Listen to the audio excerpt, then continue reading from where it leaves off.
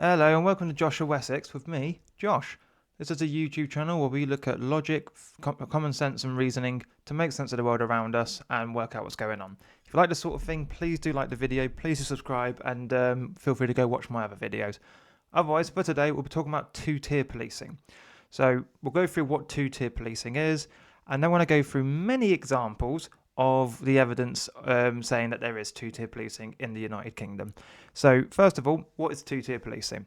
Two-tier policing is when the police are either more lenient or more harsh against a group of people compared to another group. So a very quick example of this is in the UK during lockdown and COVID. In America, some guy overdosed and died, and his name was George Floyd. For some reason, we had a bunch of BLM protests over here. Everybody was breaking the law because they were out in groups, but the police didn't really do much about it. Shortly after that, a woman called Sarah Everard was killed by a policeman called Wayne something, and a bunch of women went out to have a vigil for her. The police were very heavy-handed of that because it was breaking lockdown, and there was a lot of backlash about it. So the first example was people were protesting about police brutality in another country. The second was a bunch of women having a peaceful vigil about police brutality in this country, and that's the one that wasn't allowed to go ahead.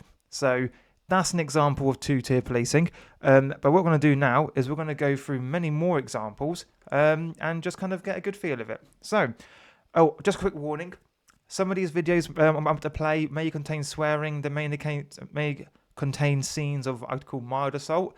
If you don't like that, tough. That's the real world. Get used to it. So, first of all, let's go through this one.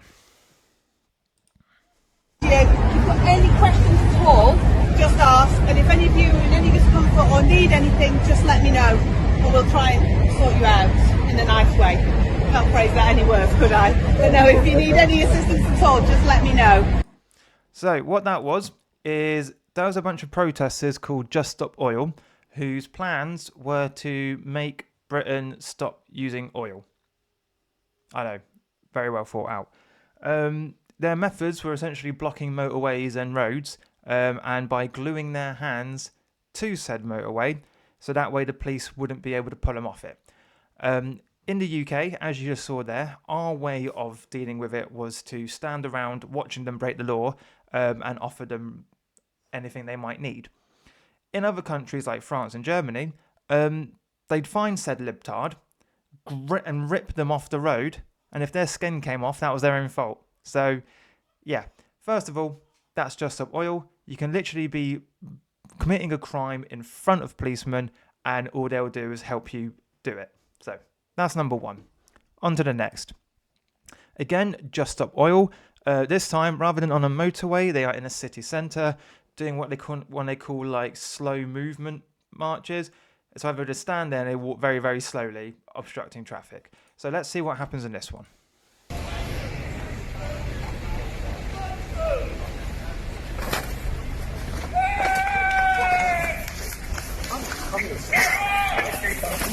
Huh? Why the fuck you got them in the road for it? Huh? Get the fuck off.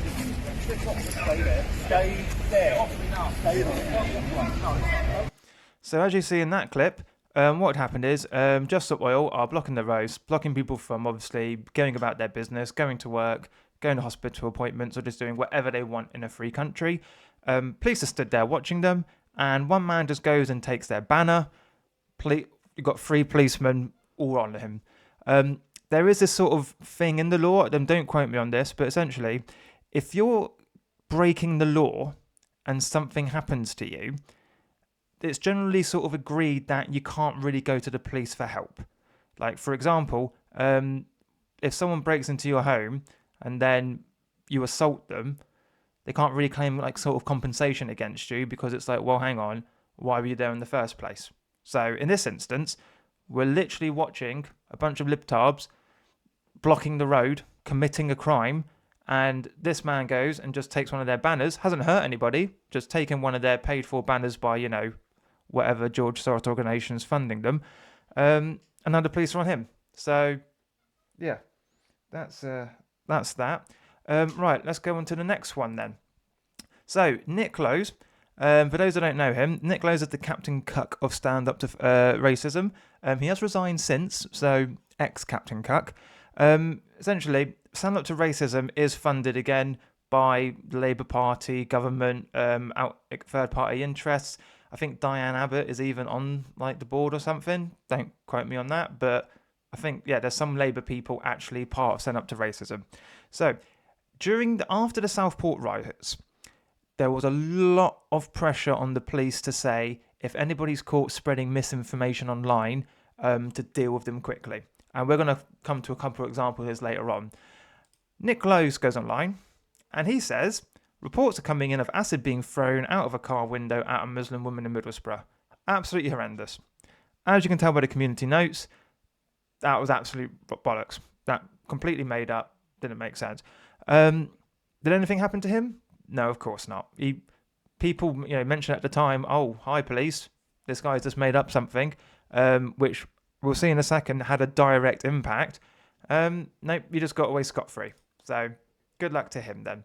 In fact, if even just confirmed, saying there was a list of potential right-wing protests. He said that was happening. They said, oh, it was a hoax, but, it's fine. So never mind then. Right, next one. As a result of the Southport riots and things that Nick Lowe said, there were roving gangs of Asian men, mainly Muslims, with machetes, knives, bats, you name it, going around certain city centres and basically hunting white people. There are videos online of innocent people being beaten by these roving gangs. And then here's a policeman in front of one such gang. What do you think they say? This mosque, this small group. If there's any weapons or anything like that, what I would do is discard them in the mosque, leave them here. And you don't give anybody any reason or have any interaction with the police, like you interact. So if you've got any weapons or anything like that, just go ahead and throw them in the mosque. So mosques, meant to be a sacred place, for the religion of peace. Actually, no, they're gonna be a storehouse for weapons. Let's not arrest anybody. For example, if you're a female in this country and you're caught carrying pepper spray, I believe you can face up to 10 years imprisonment for carrying a weapon. However, you're carrying pepper spray to protect yourself from people like these, let's be honest. But when they're found with weapons, it's just a simple case of, hey, just go stick it in the mosque. That's fine to do. So, that's how the police deal with it. Next one. Everyone knows this. He's actually called Two-Tier Keir because of all this. So let's have a little look what he says after the Southport riots. So no, I won't shy away from calling it what it is. Far-right thuggery. So that was after the Southport riots when people were going out, obviously being very upset, taking out their anger in a lot of different ways. A lot of bad stuff happened, not condoning it, but at the same time, not every person who was out involved was, doing everything illegal. And as I said in the previous video, these people aren't far right. It's not far right to be upset that we've got thousands of illegal migrants coming in, and then it turns out a bunch of them are doing horrible things to our population. But of course, that's far right according to the government. So you can go out and protest something else. You go protest for Palestine or things like that. Government won't say a word, when you're actually calling out, death to a certain group of people. But no, be upset about illegals coming in, you're far right. So that's how the state thinks of you. Speaking of pro-Palestine marches, let's listen to these cousins. Palestine will be free! 1, 2, 3, 4! Occupation no more! 1, 2, 3, 4! Occupation no more! 5, 6, 7, 8! Israel is a terrorist state! 5, 6, 7, 8! Israel is a terrorist state! So, a couple of things to unpack there. Firstly, showing support for Hamas is illegal because they're a prescribed terrorist organisation. However, as you all know, for weeks and weeks and weeks, we saw people wearing the little tea towels on their heads. Some people had the little helicopter buggies that they used on October 7th. Did the police do anything? Of course not. Of course not. They're actually supporting terrorism, but hey, why would the police get involved? The second thing to mention is they're literally screaming from the river to the sea, Palestine will be free, which I can't attribute it directly, but I think was actually a slogan created by a terrorist organisation saying from the river to the sea, meaning exterminating all the current occupants there, being Israelis who are Jewish. So, did the police do anything about that? Of course not. If anything, they just kept it going for, what was it? It was like a whole year at least, or even longer. I don't know if they're still happening to this day. Of that, people stopped caring. So, again, police did nothing about that. It was fine to go out into the streets, incite hatred, and actually call for the death of a race of people. You might call that racism, but yeah, never mind. So, on to the next. Hopefully, well, I hope not hopefully, you probably would have seen these cars. This is the police covered in pride colours. So, when it comes to the police, they need to police in what's called no fear or no favour, which essentially means they will treat all citizens the same, and that's it. So, when you've got actual police cars painted in the colours of an ideology, and that is the LGBT ideology, immediately they are showing favour to a group of people. So, let's say, for example, you're a Christian or a Muslim, and you're not the biggest fan of homosexuality. If you say that in front of a policeman, there's a good chance you're going to get arrested. So, it's fine to kind of be pro something but not against it. That's it. So, I think since then, some police forces have been told off for joining Pride, but they've been doing it for years. They were dancing, all this nonsense. So, again, if you're against that sort of thing, the police are not going to be on your side. So there is a bias there immediately, almost like there's a two tiers. There we are. So that's all the leniency that I've showed you. What we're going to show you now is the times that the police have been harsh. So from what I've just shown you, you can see there, the police won't do anything if you're spreading misinformation online, if you're calling for the death of people, if you're carrying weapons. You'd think then, okay, the British police are a joke. Or what is, they enforce any laws? Well, let's have a look at this one. No. The British Hampshire police would realise how ridiculous this is. It is. Good. I'm glad to come to this. What did it need to come to? Tell us why you escalated it to this level. Because I don't understand. I posted something that he posted. You come to arrest me. You don't arrest him. Why has it come to this? Why am I in cuffs? Because there's something he shared, then I shared. Because someone has been caused, obviously, anxiety based upon your social media post. That's not his. Why you've been arrested. Right, so as you said there, this man was arrested for reposting something someone else posted. I think Harry Miller and Lawrence Fox are actually there. I can't remember for sure. But because something he posted caused anxiety or distress to somebody. Now, that shouldn't be illegal. If it was, then every time I see a bunch of Islamists posting about how they're going to take over the world, they should surely get arrested because that makes me a bit anxious. But no, that won't happen. So there's one. This one's a bit more prevalent. So I believe, if I can recall right, this was from the St. George's Day protest. I think it was I can't remember. I think it was like a response to the sort of Black Lives Matter thing. It was sort of like an All Lives Matter thing. But anyway, a bunch of people were out on St. George's Day. It wasn't a planned protest. It wasn't like they gotten permission from the police or government to attend. It was just people all out for like St. George's Day. And basically, I'll just show you the clip and you'll see what happens.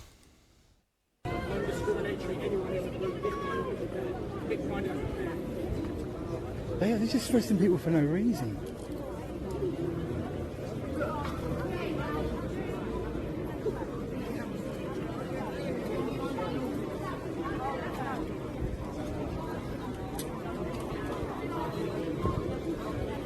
I'm literally now getting really worried. So I've got a YouTube channel and I filmed everything I've done here today, and I can prove I wasn't involved in any violence at all. That I've just stood here and filmed.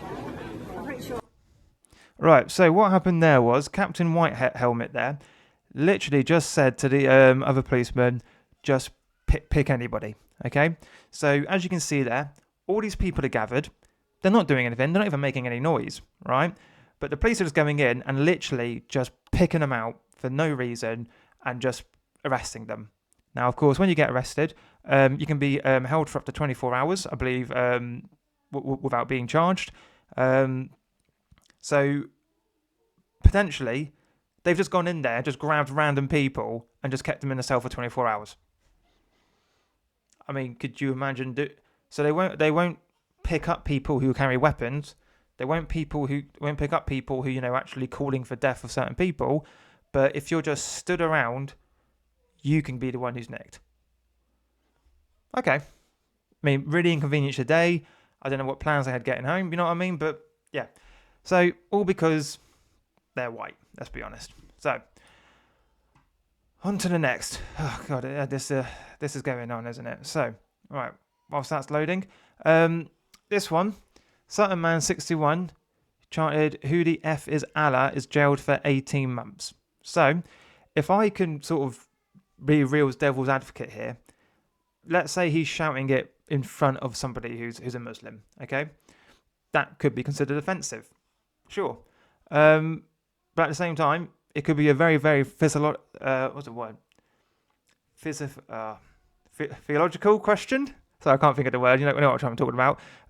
We all say, who's Jesus? Who is God? Why are we here? He could just be wondering, who the F is Allah? All right. But he's got 18 months for saying that. Okay. So we'll just move on to the next. That's ridiculous. Graham Linehan, I'm sure you all have heard about this one recently. Graham Linehan was the creator of Father Ted. He is an Irish national, first of all, and he's been in America for the last bit of a while, I think, doing stuff like Rob Schneider and things. He made some tweets online being, I wouldn't even say transphobic, just basically anti-trans activist or something like that, which you're allowed to do, remember. When he landed at the airport, he had 5 policemen waiting for him, and they picked him up from the plane, and then that was it. Tried to charge him. He had to go to hospital because his blood pressure got so high. I think that's actually him at the hospital there. Why? Because he's not even an English person. So the police were literally arresting anybody who's anti-LGBTQI22+, even if, they're not one of our citizens and they did it overseas.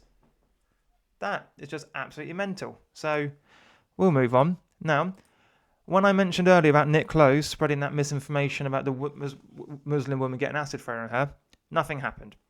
Lucy Connolly, hopefully you all know who she is, she wrote that mass deportation now, set fire to all the hotels, for all I care. So when she says for all I care, you can clearly tell that's exasperation, okay? She's not actually calling for violence or, people to commit arson. However, she was picked up by police. She then pled guilty, and because of that, she got 31 months in prison. There is no way to suggest that her tweet, which she deleted, I think, like an hour later, had any direct result on anything at the time.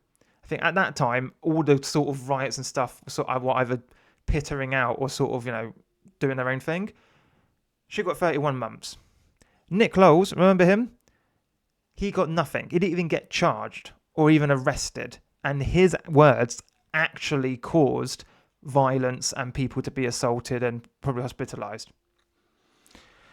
On that same thread, there's a guy called, I think, Wayne O'Rourke or something like that. His Twitter handler was called, there it is, Wayne O'Rourke, was called Sick of It. At the just after the Southport murders, I think he tweeted something along the lines of, I bet they're like Muslim or something like that. Because of that, he got nicked. He pled guilty, and then he got 3 years in prison. Again, from the sort of police and courts point of view, it was they were probably just trying to head off any future sort of problems or rhetoric, to turns out Axel Rudupanana did have jihadist materials, and I think Tommy Robinson said Axel's been going to mosques services in prison. So was he wrong? Don't know. But anyway, he got 3 years for saying something that might have actually been true at the time. There you go. And we're just going to finish off with this video. A woman was spat on by an immigrant, and the police took more offence at what she said rather than what happened to her. You have a problem with my words Yes. because a filthy migrant just spat on me, Yeah. and you've got the issue with We me have a duty to challenge that language, yeah, because we're police officers and it's... because he's filthy and he's a migrant and he attacked me like the other one. We're trying to help you report which is that, offensive, isn't but we can't not challenge that language because... There's people in the public. Okay, what's your numbers? So you'll find my language offensive. 1483 I do find it... 3028 I'm still happy to help you with your crime, but we have to 1192. challenge you when you use language like that. Especially when you're Because it's the here law. in the public as well, because obviously the people walking past us, I think that's fair. they would walk. Well, I think filthy migrants attacking English people is Yeah, disgusting, but you're also swearing as well, madam. and that's an issue. Since when is swearing a You crime? deserve to get spoken to with respect too. Like And you're in public where there's people, kids we're not too human far beings away, just doing our job. people and can hear that. You're... Well, I'm not interested in a PC lecture. If you want I'm to not take here my to give you a details, lecture. that's fine. So you Right, so as you can see there then, a woman has been spat on by a migrant. The police have come to deal with it. She's called him a filthy migrant, and they care more about that and her rhetoric than the fact that she's actually been assaulted, and is probably, in a bit of shock about it. Because, weird to say, it's not normal to be spat on by randoms. And if you're a woman especially, you are much less sort of used to sort of violent interactions with other people than other people would. I've been spat on. I've been punched by randoms, okay? If that happened to me as I was walking past the high street, yeah, I'd probably cause a scene about it. If I was a woman, I'd probably be in a bit of shock because I wouldn't be sort of expecting this. So, in a nutshell, this is two-tier policing. So, there are many, many, many more examples that I've not shown you today. Just to the top of my head, for example, if you preach the Bible in London today, you can be arrested for a hate crime because in the Old Testament, they do talk about sort of homosexuality being wrong, things of that nature. And saying, Jesus is the only way to heaven. He is the way, the truth, and the light. You quote the Quran, where they actually talk about, finding Jews and, behind trees and rocks and, killing them, and it's okay to sort of do very naughty things to slaves. That's fine. No, you keep preaching, Iman. So, yeah, that's the state of two-tier policing. I know a lot of the clips and things I showed you were from like 2024, but it's still prevalent today. We've got people raising St. George's flags, and the media and everyone saying, "Oh, it doesn't feel safe for migrants to go there." So, don't pretend for a moment this is some sort of right-wing conspiracy theory, that there's no such thing as two-tier policing. I have just shown you from the power of X, because Google obviously hides all this nonsense, so make sure you go on X, multiple examples of this happening. And there are many, many, many, many more, as I said. So, what can we do about it? Well, the first thing is people need to realise that the British police are not on your side, if you look like me. So, if you're a white person in Britain, the police aren't going to do jack for you, okay? You could be burgled, you could be anything, assaulted, you call the police, the chances are they're not even going to send anybody around. You misgender somebody, trust me, they will come around like a ton of bricks and they will arrest you, okay? There's plenty of clips of seeing people being arrested for over the most things, saying something offensive online because it's against a certain group of people. So, if I can get anything clear to anyone today, it is the police are not there to help you. The state are not going to help you. And the media, obviously, are the ones covering this all up. Now, I know that sounds a bit sort of, conspiracy. But if you're just aware of that one fact, that these people aren't actually there to protect you, then what you need to realise is that you've got to protect yourselves, okay? So that means forming more of a community with your neighbours, okay, because you're the ones all sleeping, next to each other. You've got to look out for each other. For men, unfortunately, what that does mean is you've got to start looking after yourselves. Now, we can't carry weapons for obvious reasons, but maybe you should start exercising a bit more and just being able to know that if anything was to happen, the police aren't going to do anything about it, so you've got to protect yourself. And for women, yeah, I'd say the same thing.